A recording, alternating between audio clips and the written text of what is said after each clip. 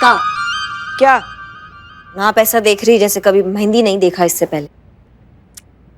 हम तो इसलिए देख रहे थे क्योंकि ऐसा कहते हैं जिसके हाथ पर मेहंदी अपना गहरा रंग छोड़ती है ना, उसका पति उससे बहुत प्यार करता है। लो भैया, इसका क्रेडिट भी आपके लल्ला को ही जाता है। हाँ नहीं नहीं, इसमें लल्ला का कोई कमाल नहीं है। कमाल तो है उसके नसीब का, जो उसे इतनी सुंदर और प्यारी बीवी मिली है। नजर ना लगे हमारी बहू रानी को।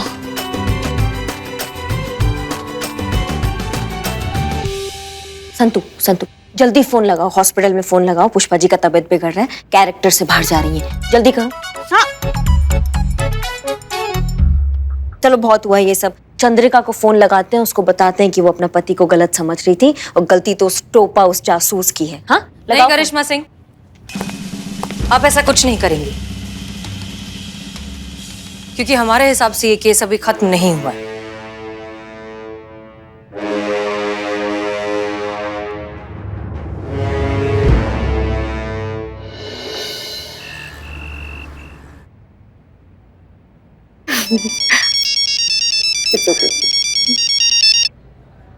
हेलो। हाँ चंद्रिका, कहाँ हो? कहीं भी हो सकती हूँ, मॉल में हो सकती हूँ, क्लब में हो सकती हूँ, कहीं भी हो सकती हूँ। चंद्रिका प्लीज। क्या प्लीज? हाँ, तुम खुद घर के बाहर जाके एंजॉय करो, पर बीवी चाहिए कि वो घर पे पानी का ग्लास लेके खड़ी रहे, है ना? तुम बाहर जाके गुलछर्रे उड़ाओ, क्योंकि वहाँ पे कहने और सुनने वाला तो कोई है नहीं। और मैं जरा घर से बाहर आ जाऊँ तो तुम्हारे फोन पे फोन आने लगते हैं। चंद्रिका मैं तो बस ऐसे। एनीवे, घर कब तक आ रही हो वापस? तुम बताते हो, या जो तुम टाइम मुझे देते हो उस टाइम पे घर आते हो कभी? चंद्रिका मैं जानबूझकर नहीं करता हूँ यार, हो जाता है, इट्स अ प्राइवेट जॉब। यहाँ टाइम के स्केड्यूल का कुछ फिक्स नहीं रहता। काश तुम समझ पाती। मतलब मैं ना समझूं? हाँ, अरे मैंने ऐसा कब कहा?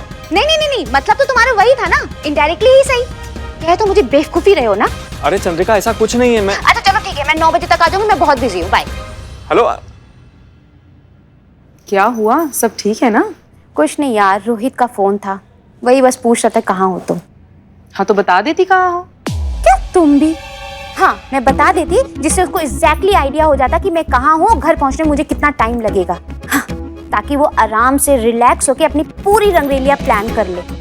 इतनी भी बेवकूफ नहीं हूँ मैं, मुझे जिसे पकड़ना होता है ना, मैं डायरेक्ट अटैक करती हूँ। मैम आपकी गाड़ी बाहर आ गई है। Okay thank you. ओ भरजाई जी, ओ बल्ले बल्ले बल्ले बल्ले बल्ले बल्ले, तुसी इत्थे हो? आप कौन? मुझे नहीं पहचाना? बलविंदर, बल्लू जी, आपके रोहित का जिगरी यार वही। मैं तो साहब के ऑफिस के पार्टी में मिले थी जी, अभी भी नहीं पहचाना? सॉरी पर मुझे याद नहीं आ रहा है। भरजाई जी क्या गल कर रही हो? पार्टी शर्टी होती है, ज्यादा पी लोगी। मैंने? ओ मैंने ज्यादा पी ली होगी, इसलिए किसी और कोई और समझ लिया जी। लेकिन एक गल है, वो जो रोहित है उसकी लाइफ एकदम सेट है जी। और देखिए जी, रोहित ने क्या किया है, इस होटल में मिस्टर एंड मिसेस शुक्ला के नाम से बढ़िया सा एकदम स्वीट बुक कर लिया है। क्या बकवास कर रहे हो? हाँ और मैंने देखा है, रोहित ने वो रिसेप्शन से रूम नंबर 102 की चाबी दिया। ओ सेकंड हैंड हनीमून मुबारक। Honeymoon honeymoon honeymoon honeymoon honeymoon honeymoon. अच्छा तो ये बात है, रोहित और उसकी बॉस यहाँ पर आए हुए हैं, दोनों यहाँ पर रात गुजारने का प्लान बनाकर आए हैं। रूम नंबर 102 में है ना दोनों, इसीलिए पूछ रहा था ना कि तुम कहाँ हो। मिस्टर रोहित, तुम तो गए आज तो मैं तुम्हें देखती हूँ। काम हो गया है, तीर एकदम निशाने पे लगा है मैडम। बहुत बढ़िया, मतलब प्लान बिल्कुल हिसाब से चल रहा है, जैसा सोचा है बिल्कुल वैसा ही हो रहा है। अब चीता अपना काम ठीक से कर देना तो बस ये कहानी जो है ना इस केस का खत्म हो जाएगा। पर जब मैडम सर ने कहा ना कि चंद्रिका को कुछ नहीं बताना, ये केस सॉल्व नहीं हुआ है, मेरा तो मतलब दिमाग का फ्यूज ही उड़ गया था, कुछ समझ ही नहीं आ रहा था। तुम्हारा तो ठीक है संतू, हमें भी कुछ समझ में नहीं आया। उसके बाद मैडम सर ने मुझे समझाया कि असल मायने में ये केस तभी सॉल्व होगा जब चंद्रिका के दिमाग से वो शक का भूत उतरेगा। पुष्पा जी हाँ हाँ ठीक है संतू, ठीक है। और वैसे भी आज ये डिटेक्टिव योगी उसका फायदा उठा रहा है, कल कोई और उठाएगा। शक के मारे इंसान का तो दुनिया में हर कोई फायदा उठाना चाहता है। ये बात चंद्रिका को समझानी होगी कि शक का जो तूफान है बसी बसाई गृहस्थी उजाड़ डालता है।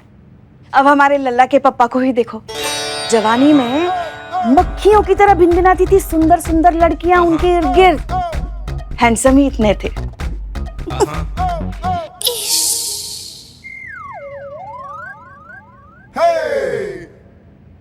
फिर हम अरे सुनो तो आगे क्या हुआ ये भी तो सुनिए। फिर हमने लल्ला के पापा से कह दिया अगर आपने किसी के साथ भी चक्कर चलाने के बारे में सोचा भी ना तो हम बालकनी से कूदकर हमारी जान दे देंगे।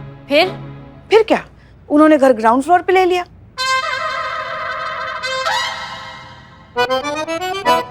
हमारे कहने का मतलब ये है कि सॉरी तो हम कह रहे थे कि हमारे कहने का मतलब ये है कि ये जो शक है ना बड़े बड़े रिश्ते ले डूबा है। अब हर कोई मैडम सर की तरह होशियार समझदार बुद्धिमान थोड़ी ना है जिन्हें ऐसी बातों का कुछ फर्क ही नहीं पड़ता। एक मिनट, इसमें मैडम सर बीच में कहाँ से आ गई पुष्पा जी? हाँ, आपको उन तस्वीरों के बारे में पता नहीं है ना, इसलिए आप ऐसा कह रही हैं। कौन सा तस्वीर पुष्पा जी? अरे वही तस्वीरें जो आज सुबह किसी ने एक एनवेलप में डाल के मैडम सर को भेजी है, जिसमें अनुभव सर की किसी लड़की के साथ ऐसी वैसी तस्वीरें हैं। का? हाँ, उनकी जगह कोई और होता ना तो अब तक तो सगाई टूट चुकी होती। मगर मैडम सर तो मैडम सर है, पहचान गई कि कोई ये तस्वीरों को जोड़ जाड़ कर मतलब फोटोशॉप।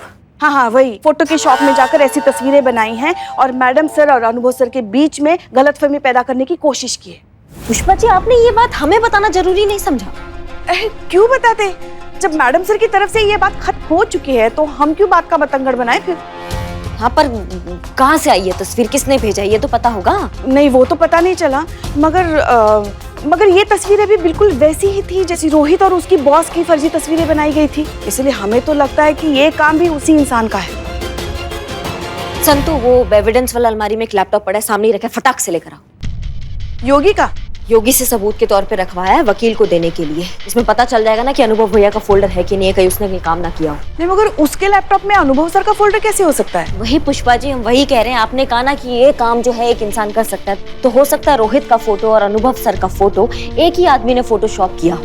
समझ रही हैं आप बात को? और ये योगी टोपा के अलावा और वो कौन हो सकता है? तुम लैपटॉप यहाँ रखो और देखो उसमें अनुभव सर का नाम का फोल्डर है कि नहीं।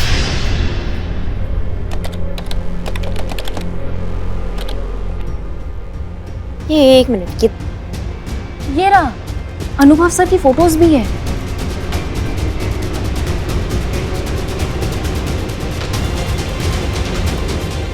ये तो वही तस्वीरें हैं जो आज सुबह मैडम सर को भेजी गई थी। इससे एटलीस्ट ये पता चल गया कि ये दोनों काम एक ही आदमी योगी का है। अभी ये पता लगाना है कि ये करवा कौन रहा है उससे। अब जब मुर्गी हमारे हाथ में आ गई है ना, तो मुर्गी बताएगी कि उसने अंडा कहाँ दिया है। ये योगी का बच्चा ही बताएगा कि किस टोपा इंसान ने उससे ये घटिया काम करवाया है। नहीं, मगर योगी को तो बड़े लॉकअप भेज दिया गया है ना।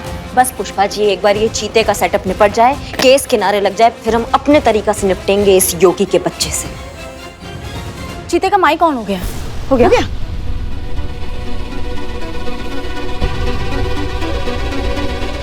हाँ।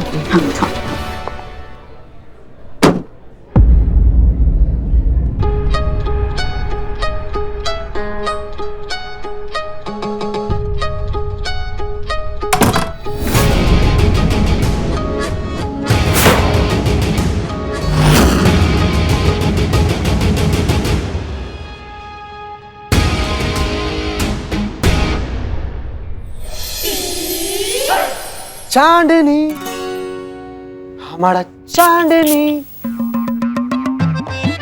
किधर था तुम? किधर था? तुम्हारा इंतजार में हम पानी पानी हो गया। ए हेलो, मैं कोई चांदनी वानी नहीं हूँ। और तुम कौन हो? कहाँ घुसे आ रहे हो? हम वही है जिसने तुमको हायर किया है।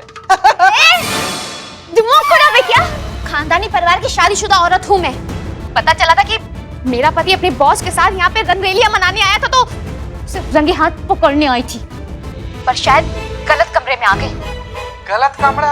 अरे कोमलिका, अरे ओ जुलिका दिले बहाड़ गुले गुलजड़ ये दरवाजा ऑटोमेटिक है। जब भी कोई इंसान इस दरवाजे से अंदर आता है ये ऑटोमेटिकली धपक करके बंद हो जाता है। तो खुलता भी तो होगा ना किसी तरह। खुलता है ना, ये खुलता है चाबी से। तो चाबी कहाँ है? चाबी? ए चाबी तो बाहर छूट गया। हाँ चाबी हमारे सामान के साथ बाहर छूट गया। पर तुम चिंता मत करो कोमलिका, हमारे गाड़ी भाव देखो हम तुमको बता रहे हैं। होटल का भाई बंधु लोग आएगा, वो लोग दरवाजे तोड़ेगा, उसके बाद से ही दरवाजा खुल सकता है। ऐसा कोई चांस नहीं है। साड़े सुनो तो, अरे किधर जा रहा है तुम?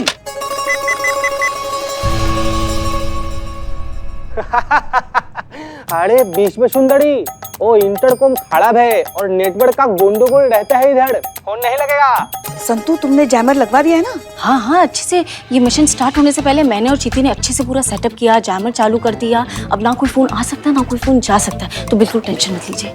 सुंदरी हम क्या बोलता है कि जब किस्मत ने हम दोनों को ये मौका दे ही दिया है, क्यों ना हम दोनों लोग मिलकर ये मौका का भरपूर पूरा खूब ज्यादा फायदा उठाएं। क्या बोलता है तुम? हम तो बेताब है। कहाँ गई कमली? अरे अरे कहाँ चली गई? हमको तो इधर है, इधर है। हम क्या बोलता है, हम भी कोशिश कर रहा है। हम फोन लगाएगा, होटल का किसी भाई बंधु को बुलाएगा, दरवाजा खुलवाएगा, फिर तुमको ऐसे फूट से करके उड़ा देगा। तुम चला जाना। हमको मालूम चल गया है कि तुम यहाँ पर गलती से चला आया है ना? हाँ अभी तुम चिंता मत करो, तुम यहाँ पर इत्मीनान से बैठो, हम तुम्हारे लिए काफी बनाएगा।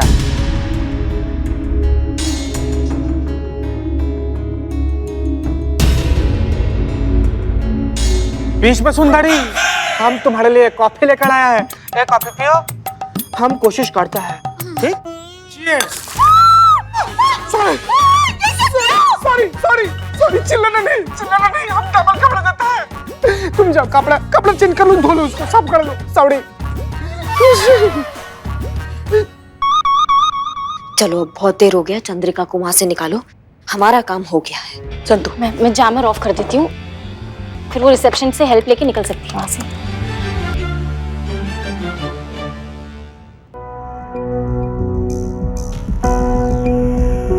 फोन ही नहीं उठा रही।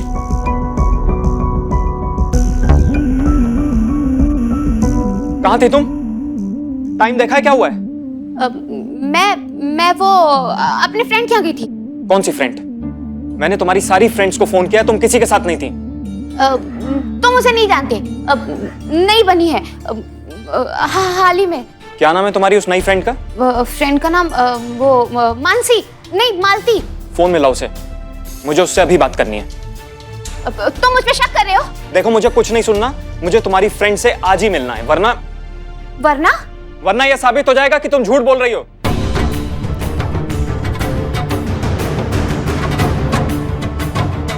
आज ही का दोस्त कहाँ से पैदा करूं?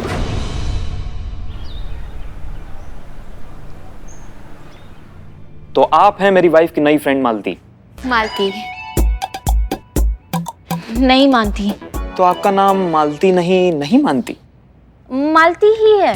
लेकिन अभी तो आपने कहा नहीं मानती। नाम मेरा मालती है।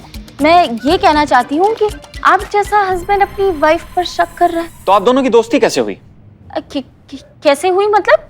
अब वैसे ही जैसे दो लड़कियों के बीच होती है। कैसे होती है? एवी पहली बार आप दोनों कहाँ मिले थे? कैफे में। इनके कहने का मतलब है जिम में जो कैफे है वहां मिले। एग्जैक्टली। कौन से जिम में? Fit and fine. लेकिन मेरी वाइफ तो पावर ब्लास्टर जिम में जाती है। अरे रोहित, उस दिन मैं फिट एंड फाइन जिम गई थी, वनडे का फ्री ट्रायल था ना, इसीलिए जस्ट फॉर ट्रायल। ट्रायल ऐसे आ रहे थे हम। तो कल रात आप दोनों साथ में थी? जी हाँ। हाँ कहाँ? मेरे घर पे। मेरे घर पे हम बातें इतनी कर रहे थे कि टाइम का पता ही नहीं चला, इसलिए इन्हें लेट हो गया आने में। बहुत बातें करती है रोहित ये। Excuse me.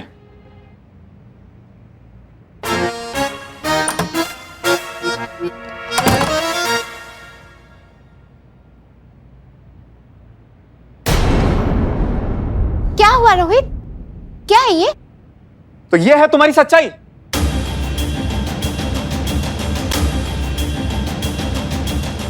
तो कल रात तुम अपनी सहेली के साथ नहीं, इस आदमी के साथ थी होटल के रूम में।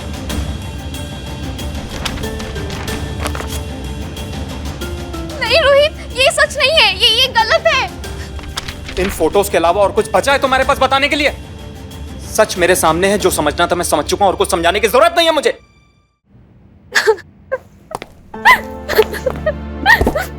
Thank you. चंद्रिका, तुमने रोहित से झूठ कहा ही क्यों? शुरुआत से ही उसे सच बता देती। कैसे बताती मैडम सर, कहानी में फच्चर इतने सारे थे ना। अब कल कोई फोन खराब दिवस तो था नहीं कि भाई जिस होटल के कमरे में ये थी वहां का इंटरकॉम, इनका फोन, जिस आदमी के साथ थी उसका फोन, सबके फोन खराब हो गए थे। जो रोहित मान लेता ये बात, नहीं ना मानेगा। मैं कसम खा के कह रही हूँ मैम, मैं सच बोल रही हूँ, यही हुआ था मेरे साथ। और मैं बताती भी तो क्या बताती रोहित को कि किसी राह चलते आदमी ने मुझसे कहा था कि मेरा पति किसी और औरत के साथ होटल के कमरे में है। और मैंने बात मान लिया और मैं पहुंच गई क्योंकि मुझे रोहित को रंगे हाथ पकड़ना था होटल के कमरे में। और वहां पर मैं खुद एक अजनबी इंसान के साथ घंटों होटल के कमरे में बंद थी। शायद इसीलिए मेरा किसी से कांटेक्ट नहीं हो पा रहा था। आप सही कह रही है मैडम, कौन करेगा मेरी इस कहानी पे विश्वास? कोई नहीं करेगा। तुम्हारे पति के बारे में तुमसे किसी ने कुछ कहा और तुम फौरन मान गई। एक सेकंड के लिए भी रुककर ये नहीं सोचा कि आप किसके बारे में ये सोच रही हैं। एक अजनबी जिसे तुम ठीक से जानती भी नहीं हो, उसने तुम्हारे पति के बारे में कुछ कहा और तुमने विश्वास कर लिया। चंद्रिका, अगर एक राह चलता इंसान आपके सालों के रिश्ते को इतनी आसानी से तोड़ सकता है तो फिर तो उसे तोड़ना ही चाहिए, क्योंकि वो रिश्ता कभी मजबूत था ही नहीं और भरोसे के बिना किसी भी रिश्ते में कोई मतलब नहीं होता। देखो चंद्रिका, जिस तरह से इस सिचुएशन में तुम चाहकर भी अपने पति से सच नहीं कह पाई, हो सकता है कि रोहित को हजारों बार इस तरह की सिचुएशन से गुजरना पड़ता हो और वो तुमसे कभी डिस्कस नहीं कर पाता हो सकता है कि उसे अपने प्रोजेक्ट के बारे में डिस्कस करने के लिए देर रात तक फोन पर बात करनी हो सकता है कि अपनी फीमेल बॉस से प्रमोशन हासिल करने के लिए उसे शायद उसके पर्सनल काम करने पड़ते हो। अपना डेडिकेशन, अपनी हार्ड वर्क, अपनी मेहनत प्रूव करने के लिए ओवर टाइम करना पड़ता हो। दुनिया भर के सारे एडजस्टमेंट्स, सारे कॉम्प्रोमाइजेस करने पड़ते हो जिंदगी में आगे बढ़ने के लिए, जो सबको करने पड़ते हैं, जो हम सब करते हैं। लेकिन वो तुम्हें कभी बता ही नहीं पाया और तुमने क्या किया? शक किया, उसकी हर चीज का गलत मतलब निकाला। जानती हो, एक ही चीज है जो हमें बेईमान होने से रोकती है, किसी का हम पर पूरा भरोसा, किसी का हम पर अटूट विश्वास। उस भरोसे को, उस इंसान को खोने का डर ही हमें ईमानदार बनाए रखता है। एक भरोसा ही है जिसकी वजह से हम हमारी हदें कभी पार नहीं करते। अब अगर वो ही नहीं रहा तो फिर किस नाम का रिश्ता? चंद्रिका, तजुर्बा कहता है हमारा कि जितनी जरूरत हमें रिश्तों की होती है उतनी ही जरूरत रिश्तों को हमारी भी होती है। इसलिए बहुत जरूरी होता है अपने रिश्तों को संभाल कर रखना, सहेज कर रखना और इस शक की गंदी बीमारी से हमेशा बचा कर रखना। तुम्हारे प्राइवेट डिटेक्टिव योगी ने हमेशा तुम्हें बेवकूफ बनाया। ये लीजिए, ये है ओरिजिनल फोटोज और ये है फोटोशॉप की हुई फोटो।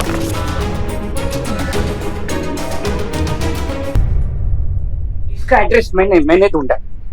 हाँ, इन दोनों फोटोज को एक साथ मिलाया, तुम्हारे पति रोहित के खिलाफ सबूत इकट्ठा किया और तुमसे मोटे पैसे वसूले। उस टोपा इंसान का यही काम है कि तुम जैसी शक्की बीवी का इमोशनल इनसिक्योरिटी का फायदा उठाकर उनको उल्लू बनाकर उनसे पैसे हैंटना, ये काम है उसका। सब कुछ बर्बाद कर दिया मैंने। रोहित जैसे अच्छे इंसान को खो दिया। सब मेरी गलती है। कैसे मेरे जैसी पत्नी अपनी ईमानदारी पे भरोसा दिला सकती है जो खुद अपने पति पे भरोसा ना करती हो? सब मेरी गलती है। मुझे तुम पे पूरा भरोसा है चंद्रिका।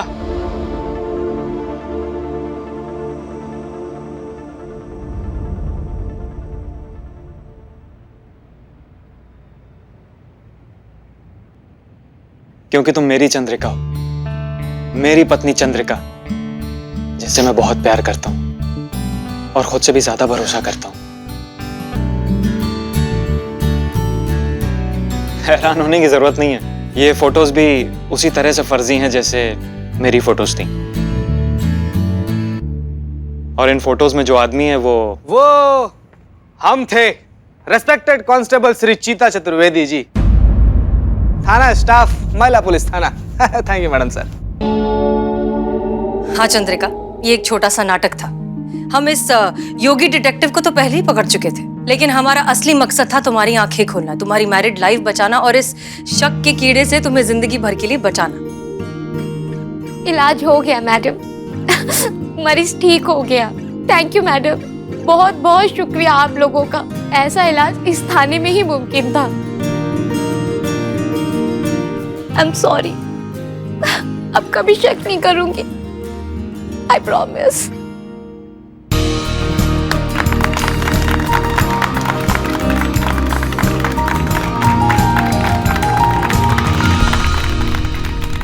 गुड, इसी तरीके से एक दूसरे पर भरोसा करना सीखो। जिंदगी में ना बहुत से लोग आएंगे जो तुम्हारे रिश्ते को, तुम्हारे भरोसे को, तुम्हारे प्यार को तोड़ने की बहुत कोशिश करेंगे, लेकिन अगर एक दूसरे पर भरोसा हो तो कोई कुछ नहीं कर सकता। इसलिए अपनी मोहब्बत पर एतबार होना बहुत जरूरी है। अब हमें ही देख लीजिए, हमारी तो अब तक सगाई भी नहीं हुई, लेकिन हमारे प्यार को, हमारे यकीन को हिलाने की कोशिश की जा रही है। लेकिन हम ऐसा होने नहीं देंगे, क्योंकि हमें अपने प्यार पर और उसकी नींव पर पूरा भरोसा है। Thank you so much ma'am, बहुत बहुत शुक्रिया आप लोगों का। Thank you madam, thank you so much.